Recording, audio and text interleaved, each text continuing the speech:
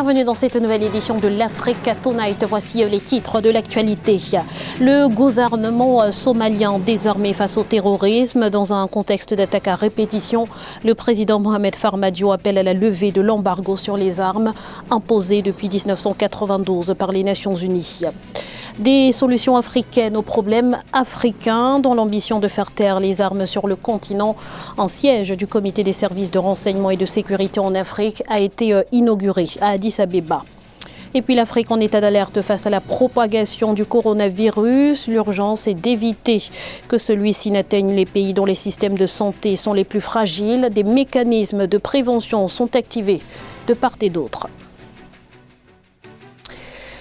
En décembre 2019, un attentat a fait près de 90 morts et plus de 150 blessés en Somalie. Ce lundi 10 février 2020, une autre attaque a coûté la vie à 5 personnes à Mogadiscio, la capitale.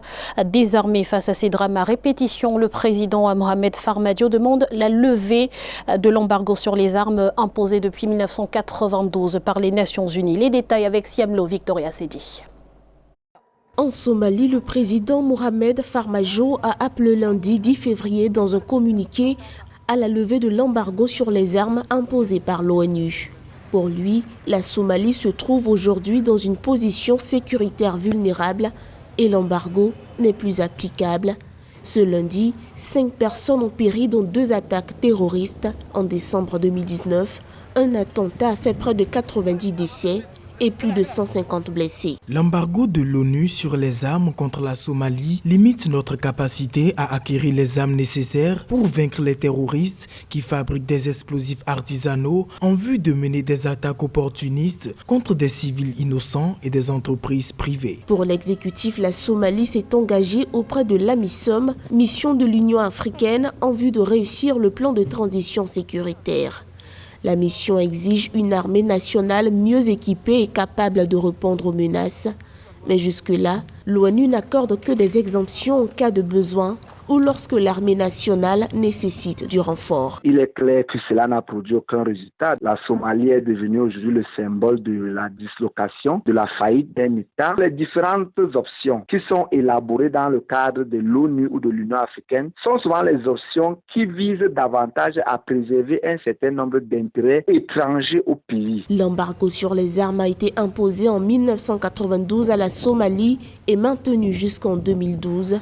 À partir de 2013, la Somalie a été autorisée à recevoir une instruction militaire ou du matériel provenant d'entités extérieures et elle ne peut y accéder sans l'aval du comité de sanctions de l'ONU. La résistance contre le projet de nouvelle constitution se poursuit en Guinée. Le Front national pour la défense de la constitution a appelé à de nouvelles manifestations ces 12 et 13 février sur toute l'étendue du territoire. Les citoyens hostiles au projet sont invités à créer des attroupements dans leur quartier. Un acte 4 qui intervient alors que le président Alpha Condé a ouvert la porte à une possible candidature pour un 3e mandat. Pour l'heure, aucun incident majeur n'a été signalé. Un vent électoral souffle sur le Bénin. La Commission électorale nationale autonome multiplie les rencontres d'information et de concertation avec les partis politiques en vue des élections communales du 17 mai 2020. L'enjeu est de jeter les bases d'un scrutin transparent. Les détails dans ce reportage de l'FTONO, notre correspondant au Bénin. Organisé en vue de la bonne tenue des élections communales de mai 2020 au Bénin, lundi 10 février 2020 à Cotonou, les communications de la Commission électorale nationale autonome Sénat ont suscité des débats de fond liés à l'application du code électoral et de la charte politique. Les exposés de la Sénat se sont axés sur les conditions et modalités de participation aux élections et la répartition des sièges dans les circonscriptions électorales, notamment les arrondissements. Pour l'instant, nous ne nous occupons que de la répartition des sièges au niveau des arrondissements. Nous sommes en train de travailler pour voir comment procéder à l'attribution des sièges. Au total, 11 partis sur 12 disposant d'existence légale ont répondu présent à l'appel de la Sénat. Des responsables et chefs de partis politiques ont évoqué des inquiétudes et de nombreuses difficultés auxquelles ils sont confrontés à l'étape de la constitution des dossiers de candidature. Entre autres, les questions de délivrance des quitus fiscaux, la disponibilité des cartes d'électeurs et l'actualisation de la liste électorale. Qu'on soit de l'opposition comme de la mouvance, on a toujours participé à la correction de la liste électorale. Cette fois-ci, ça n'a pas été le cas. La liste est corrigée par seulement les deux partis siamois du chef de l'État et nous craignons pour la crédibilité des élections à venir. La circonscription électorale pour les prochains communales, c'est l'arrondissement. Qu'est-ce qu'on a à voir au niveau d'un pourcentage au niveau national? Ce n'est pas une élection législative, ce n'est pas une élection présidentielle. A noter que le calendrier électoral de la Commission électorale nationale autonome Sénat s'étale sur 6 mois et 33 activités y sont prévues. La campagne électorale, quant à elle, devra se tenir du 1er au 15 mai 2020.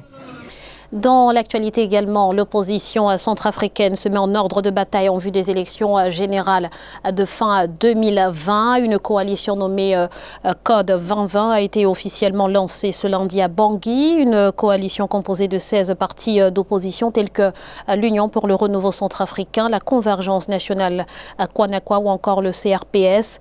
Objectif, défendre et surveiller les questions de paix et de sécurité, ainsi que des libertés publiques en République centrafricaine. Tous ont d'ailleurs signé une charte en ce sens, tout en laissant la porte ouverte à une candidature unique à la présidentielle 2020.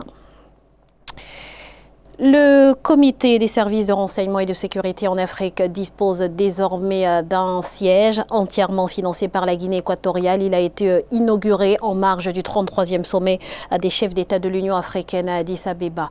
Voyez ce reportage de notre envoyé spécial, Fraterne Ndakia Isenga. C'est d'ici que va opérer le comité des services de renseignement de sécurité en Afrique. Il a été inauguré ce 9 février 2020 en marge du 33e sommet des chefs d'État africains ici à Addis Abeba, la capitale d'Éthiopie. Et si la statue du président équato-guinéen Théodore Obiang Nguema y est érigée, c'est parce que c'est la République de Guinée équatoriale qui a financé en intégralité la construction de ce bâtiment. Nous recommandons que le siège de cette organisation serve de garantie de paix, de sécurité, de stabilité et de développement de l'Afrique. Elle montre la capacité des services de renseignement à faire face aux défis dont souffre notre continent. Ceci est un exemple de la conscience et de la solidarité africaine, puisque l'ensemble du projet est une initiative de tous les pays africains pour organiser les services de notre continent. Au moment où l'Union africaine veut avancer en matière de son objectif de faire taire les armes, le siège du comité de renseignement et de sécurité va promouvoir les échanges de renseignements entre les pays africains dans la lutte contre le terrorisme et la criminalité transfrontalière, l'un des plus grands défis auxquels fait face le continent. On ne peut pas taire les armes, on ne peut pas assurer la stabilité d'un continent sans les services de sécurité. On fait actuellement face à des défis énormes, notamment en matière de sécurité. Je suis certain que le CISA, par ses analyses, ses anticipations, est un outil important entre les mains de l'Union africaine pour nous permettre de taire effectivement les armes et nous consacrer au développement du continent.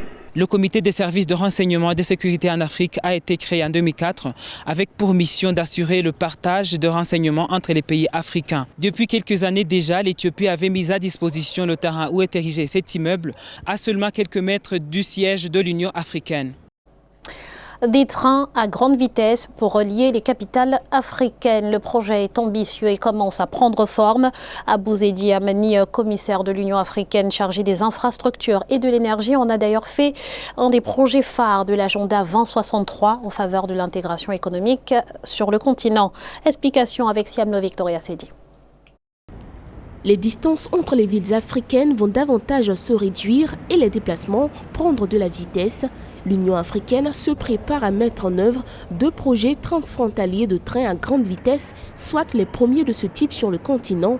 Il s'agit de l'un des projets phares de l'agenda 2063. Nous sommes heureux d'annoncer que nous avons finalisé le plan directeur pour les trains à grande vitesse, approuvé l'année dernière par les ministres africains. Une fois pleinement mis en œuvre, ces projets figureront parmi les réalisations importantes de l'Union africaine. Beaucoup espèrent que ce projet permettra d'accélérer la croissance régionale et de renforcer l'intégration économique africaine. Selon la Banque mondiale, l'absence d'infrastructures de qualité ralentit la croissance des pays africains de 2% et limite la productivité jusqu'à 40%.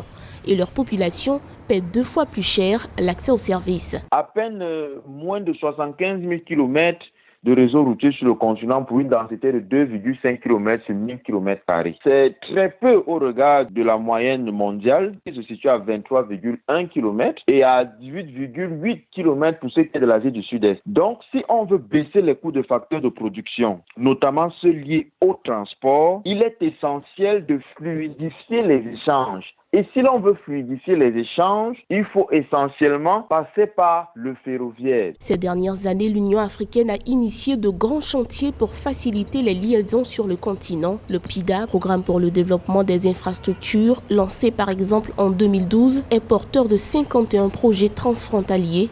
Ces besoins financiers sont estimés à 11 391 000 $. Anticiper pour ne pas avoir à subir. Le Niger est sur le qui-vive pour empêcher toute arrivée et propagation du coronavirus sur son sol. Un dispositif de prévention a été mis en place alors que le bilan de l'épidémie a dépassé ce mercredi les 1100 morts en Chine, épicentre de la maladie et pays avec lequel le Niger entretient d'étroites relations. Reportage à Niamey de notre correspondant Sadou Alizé Mokhtar. Pour barrer la voie à l'importation du coronavirus chinois au Niger, les autorités sanitaires du pays ont doté les aéroports de Niamey, Zender et Agadez, principales portes d'entrée dans le pays, d'un système de détection rapide de la maladie. Virus qui provoque chez l'homme des maladies allant du simple rhume à des infections pulmonaires sévères, ainsi que de la fièvre. Le coronavirus a franchi la barre des 1000 morts et des 42 500 personnes infectées dans le monde. Au Niger, à la date d'aujourd'hui, on n'a notifié aucun cas de coronavirus sur le territoire national. Nous continuons ici à vulgariser toutes les mesures de précaution. Tous les voyageurs qui arrivent au Niger à les contrôler pour vraiment détecter d'éventuels cas. Comme le Niger, plusieurs autres pays africains ont pris des mesures préventives. Au Niger, par exemple, la surveillance et le contrôle sanitaire ont été renforcés suite à l'expansion du virus hors de la Chine, pays avec lequel le Niger entretient des relations de coopération dans plusieurs domaines, entraînant des mouvements de population. Il y a des caméras à l'aéroport, certains ne les voient pas. Dans le grand hall, dans le salon, dans les autres salons, on a positionné ces caméras-là. Souvent, on ne les voit pas, mais il y a des agents qui sont en train de contrôler. Dès qu'il y a une température, on identifie la personne. Et là, c'est un cas, on vient, on l'interroge. Et de surcroît, quand il vient de la zone... Apparu en Chine depuis janvier 2020, le coronavirus est responsable d'infections respiratoires aiguës très contagieuses, qui se transmet entre autres par le contact avec les sécrétions nasales, les gouttelettes de salive émises par la toux d'une personne malade. Et sachez que l'Algérie également est en état d'alerte face à cette épidémie. Un plan d'urgence a été élaboré ce 11 février par le ministère de la Santé. Un plan essentiellement axé sur le renforcement de la surveillance sanitaire, épidémiologique et virale. Il sera suivi de l'organisation des structures de santé pour une prise en charge préventive et par une campagne de sensibilisation sur le coronavirus. C'est ainsi que s'achève ce journal. Nous vous remercions pour votre fidélité. Restez sur Africa 24 dans quelques instants, une nouvelle édition de l'actualité.